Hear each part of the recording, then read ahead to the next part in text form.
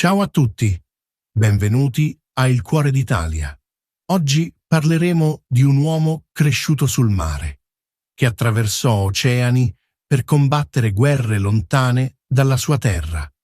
Un uomo che visse in esilio per anni, costruì una famiglia dall'altra parte del mondo e poi tornò in Italia con una camicia rossa e 1000 soldati, pronto a cambiare tutto. Ma come può il figlio di un semplice marinaio diventare il simbolo di un'intera nazione? E perché quest'uomo rinunciò a tutto quello che aveva costruito in America per tornare a combattere una battaglia che sembrava impossibile? Questa è la storia di Giuseppe Garibaldi, l'uomo che portò l'Italia verso l'unità e che ancora oggi il mondo ricorda come l'eroe dei due mondi. La nostra storia inizia a Nizza nel 1807, in una piccola casa vicino al porto.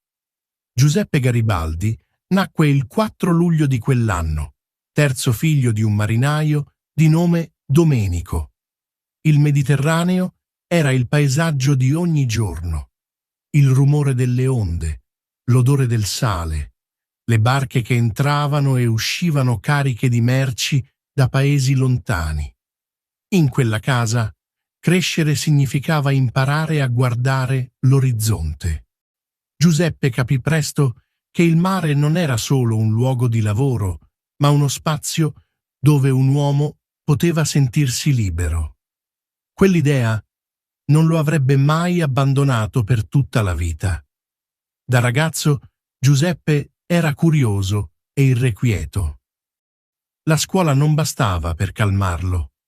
Leggeva tutto quello che riusciva a trovare: storie di esploratori, idee di filosofi francesi che parlavano di libertà e giustizia per tutti gli uomini. Quelle letture gli avevano messo in testa un'idea semplice ma potente, che le cose potevano cambiare se qualcuno aveva il coraggio di farlo. A 15 anni si imbarcò per la prima volta come marinaio mercante e quella decisione cambiò qualcosa dentro di lui per sempre. I viaggi per il Mediterraneo lo portarono a conoscere porti, città e persone di ogni tipo. Tornava a casa con la testa piena di domande su un'Italia che sembrava addormentata, divisa tra tanti piccoli regni e dominazioni straniere. E con quelle domande dentro non poteva stare fermo a lungo. Era il 1833 quando Giuseppe entrò in contatto con le idee di Giuseppe Mazzini, un patriota genovese che sognava un'Italia unita e repubblicana.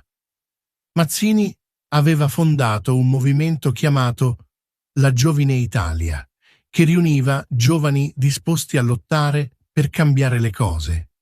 Garibaldi rimase subito affascinato. Non era solo una questione politica per lui, era una questione di giustizia, di dignità, di amore per una terra che non si riconosceva ancora come nazione. Si unì al movimento con tutto se stesso, senza riserve. Ma il prezzo fu altissimo e arrivò presto. Nel 1834 Garibaldi partecipò a un tentativo di insurrezione in Piemonte. Il piano fallì e mentre lui riusciva a fuggire, le autorità del Regno di Sardegna lo condannarono a morte in sua assenza. Con quella condanna che lo inseguiva, non c'era posto dove potesse restare in Italia senza rischiare la vita. Garibaldi fu costretto a lasciare tutto: la sua famiglia, il suo mare, la sua terra. Si imbarcò verso il Sud America, senza sapere quando o se sarebbe mai tornato. Aveva 27 anni e davanti a lui c'era un oceano intero da attraversare. Quegli anni di formazione sul mare e poi quella fuga forzata verso terre sconosciute avevano fatto di lui qualcosa di più di un semplice marinaio con idee politiche. avevano costruito, pezzo per pezzo, un uomo capace di sopportare l'esilio, la perdita e l'incertezza senza spezzarsi. E quello che stava per vivere in Sud America avrebbe temprato ancora di più quel carattere, fino a trasformarlo in qualcosa che l'Italia non aveva mai visto prima. In quel tempo il Sud America era un continente in movimento. Molte regioni stavano lottando per l'indipendenza e i governi cercavano uomini capaci di combattere. Garibaldi arrivò in Brasile nel 1836 e quasi subito si trovò nel mezzo di una guerra. Lo stato di Rio Grande do Sul si era ribellato all'impero brasiliano e lui decise di combattere dalla parte dei ribelli. Non perché qualcuno glielo chiedesse, ma perché vedeva in quella lotta lo stesso desiderio di libertà che aveva nel cuore. Per lui non c'era differenza tra combattere per l'Italia o per un popolo straniero. La libertà era la libertà, ovunque fosse in pericolo. Entrò in battaglia con la stessa determinazione con cui aveva attraversato l'oceano. Fu in Brasile, durante quegli anni difficili, che Garibaldi incontrò la donna che avrebbe cambiato la sua vita. Si chiamava Ana Maria de Jesus Ribeiro, una giovane brasiliana che viveva in una città sul mare.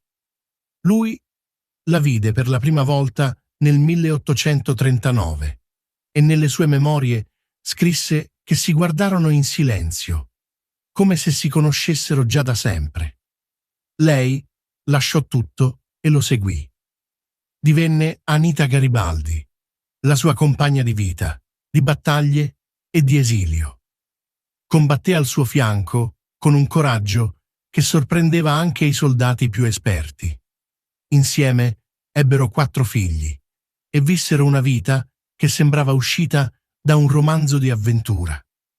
Dopo il Brasile, Garibaldi e Anita si spostarono in Uruguay, dove un nuovo conflitto li attendeva. Il governo di Montevideo era sotto attacco e Garibaldi organizzò una legione militare composta da italiani che vivevano in quella parte del mondo. I suoi uomini cominciarono a indossare una camicia rossa, colore scelto per necessità più che per stile. Erano camicie economiche, disponibili in grandi quantità, originariamente destinate ai lavoratori dei mattatoi argentini. Quel colore divenne presto il simbolo di una forza nuova, coraggiosa e capace di vincere contro nemici più numerosi e meglio armati. Le notizie delle battaglie di Garibaldi in Sud America cominciarono a viaggiare. I giornali europei scrivevano del comandante italiano che combatteva per i popoli oppressi dall'altra parte dell'oceano. Il suo nome arrivò in Francia, in Inghilterra e naturalmente in Italia, dove molti lo leggevano in segreto, tra un divieto e l'altro dei governi che temevano le idee di libertà. Garibaldi stava diventando una leggenda ancora prima di tornare a casa. Ogni vittoria in America raccontava a chi lo ascoltava che quell'uomo non combatteva per denaro o potere, ma per qualcosa di più grande. Nel 1848 le notizie dall'Europa lo richiamarono. In Italia era scoppiata una serie di rivolte contro le potenze straniere e lui non poté restare lontano. Tornò, combatté in Lombardia contro l'Austria e poi si precipitò a Roma, dove era nata una Repubblica italiana che chiedeva di essere difesa. Ma le forze francesi, alleate del Papa, erano troppo numerose. La Repubblica cadde e Garibaldi fu costretto a fuggire di nuovo, questa volta attraverso l'Italia centrale, inseguito dai soldati. Al suo fianco c'era Anita, incinta e già malata. Non resistette al viaggio. Morì nel 1849, tra le braccia di lui, in una casa di campagna vicino a Ravenna. La sua morte fu un dolore che Garibaldi portò con sé per il resto della vita. Ma anche in quel momento di perdita profonda non si fermò. Si imbarcò di nuovo, attraversò ancora il mondo e lavorò per anni come capitano di nave mercante negli Stati Uniti e in Perù. Aspettava il momento giusto per tornare e quel momento stava per arrivare. Era il 1854 quando Garibaldi tornò in Italia. Si stabilì sull'isola di Caprera, un piccolo pezzo di terra al nord della Sardegna, quasi disabitato e lontano da tutto. Lì costruì una casa con le sue mani, coltivò la terra e si dedicò a una vita semplice, ma quella quiete era solo la superficie. Dentro di lui il fuoco non si era spento. L'Italia era ancora divisa, ancora controllata da potenze straniere, ancora lontana dall'essere la nazione che lui sognava. E le cose stavano cominciando a muoversi, lentamente, ma con una forza sempre più difficile da fermare. In quegli anni, il Piemonte, sotto il re Vittorio Emanuele II e il suo primo ministro Cavour, stava costruendo un progetto politico per unificare il paese. Cavour era un uomo di diplomazia, di accordi segreti e di strategie calcolate con molta attenzione. Garibaldi era l'opposto. Agiva, combatteva, trascinava gli uomini con la sola forza della sua presenza. I due si fidavano poco l'uno dell'altro, ma capirono che insieme potevano fare cose che da soli erano impossibili. Così, quando nel 1859 l'Austria e il Piemonte entrarono in guerra, Garibaldi scese in campo con un corpo di volontari chiamati i Cacciatori delle Alpi. Combatté nel nord, vinse battaglie importanti e contribuì a liberare la Lombardia dal controllo austriaco. Fu una vittoria che cambiò la mappa dell'Italia settentrionale e che dimostrò al mondo che l'unificazione non era solo un sogno, ma qualcosa di possibile. Ma il Sud era ancora lontano.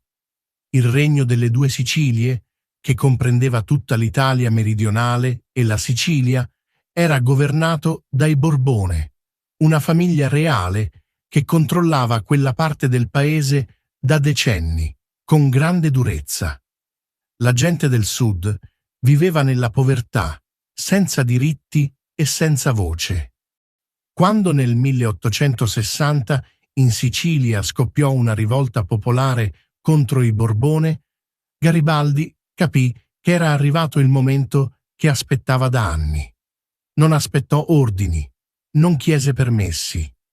Organizzò una spedizione con poco più di 1000 volontari, uomini di ogni età e provenienza, uniti solo dall'idea di liberare il Sud.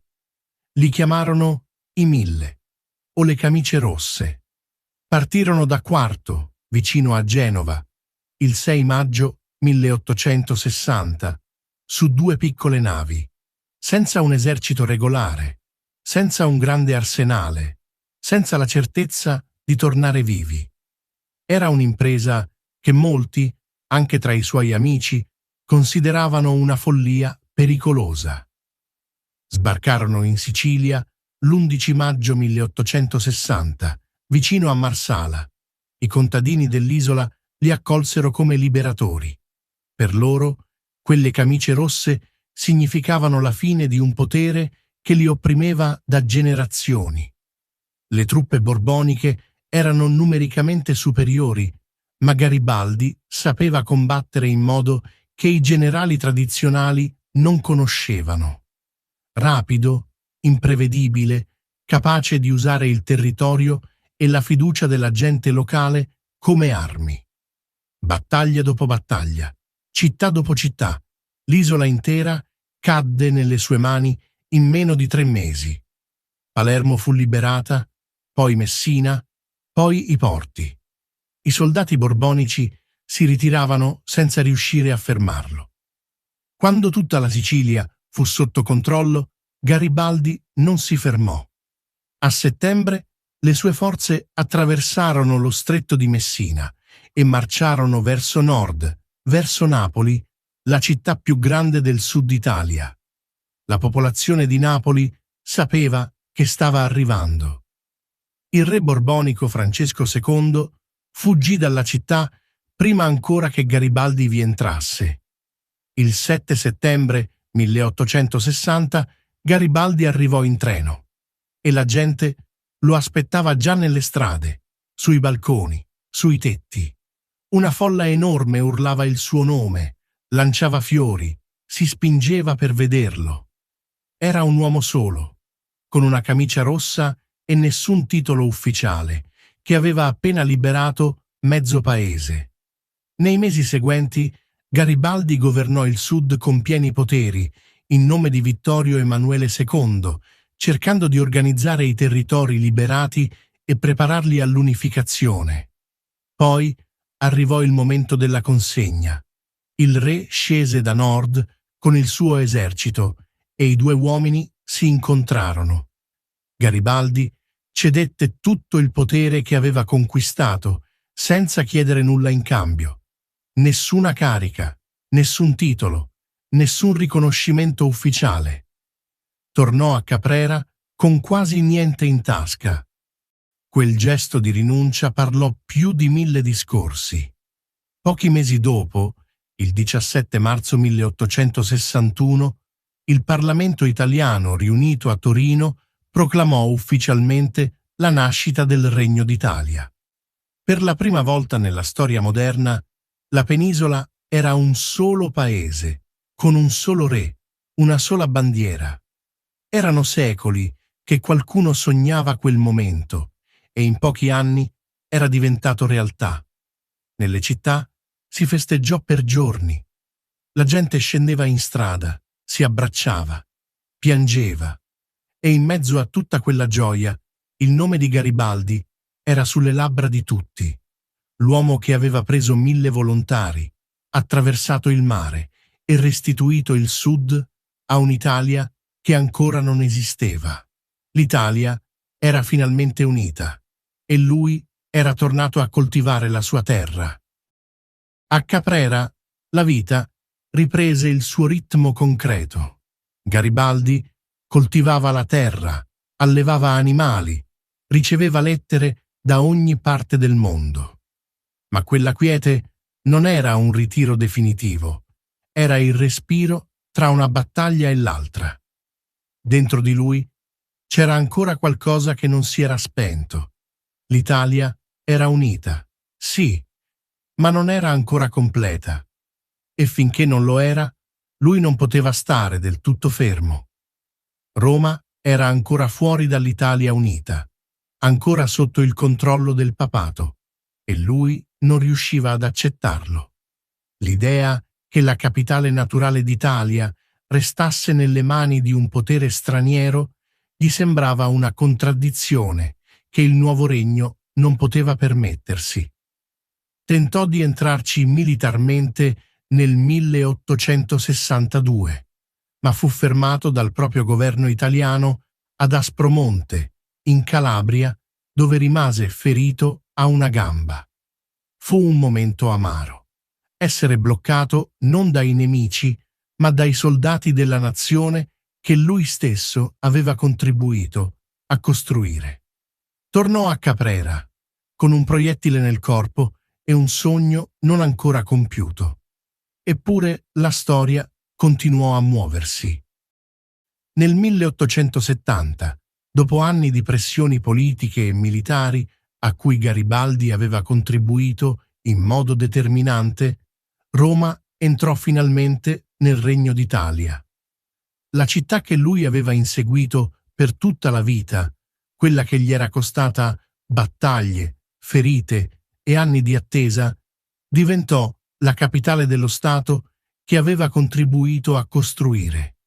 Non fu lui a conquistarla, ma portava dentro di sé un pezzo del suo sacrificio. Dopo Roma, Garibaldi sentì che il cerchio si era chiuso. Con il passare degli anni si dedicò a scrivere, a ricevere visitatori e a osservare il mondo che cambiava attorno a lui. Il corpo portava i segni di una vita intera in battaglia, ma la mente restava vigile. Il 2 giugno 1882 chiuse gli occhi per sempre nella sua casa di Caprera, circondato dai figli e dai suoni del mare che lo aveva formato fin da bambino. Aveva 74 anni e aveva vissuto più vite di quante un uomo solo possa immaginare. Ancora oggi il suo nome è inciso in ogni angolo del mondo. In Italia, sul Colle del Gianicolo a Roma, una grande statua equestre lo ritrae a cavallo con lo sguardo verso la città. È lì da oltre un secolo, silenziosa e presente. A poca distanza, un museo dedicato alla memoria garibaldina conserva le sue reliquie, le sue lettere, i suoi oggetti personali e racconta la sua storia a chi vuole ascoltarla. Ma il suo nome non vive solo in Italia. In Argentina, Uruguay e Brasile e in tanti altri paesi del mondo, piazze, strade, scuole e monumenti portano il suo nome in luoghi che lui ha amato e difeso, anche quando erano lontani da casa. È il segno di qualcuno che non ha combattuto per la gloria, non per il potere, non per sé, ma per l'idea che ogni popolo merita di essere libero. Così finisce la nostra storia di oggi. Garibaldi nacque vicino al mare e al mare tornò sempre, dopo ogni battaglia, dopo ogni esilio, dopo ogni perdita, come se quell'orizzonte fosse l'unica cosa che non cambiava mai. Era un uomo che combatteva per dare libertà agli altri e poi non chiedeva nulla per sé, che conquistava regni e tornava a casa a coltivare la terra.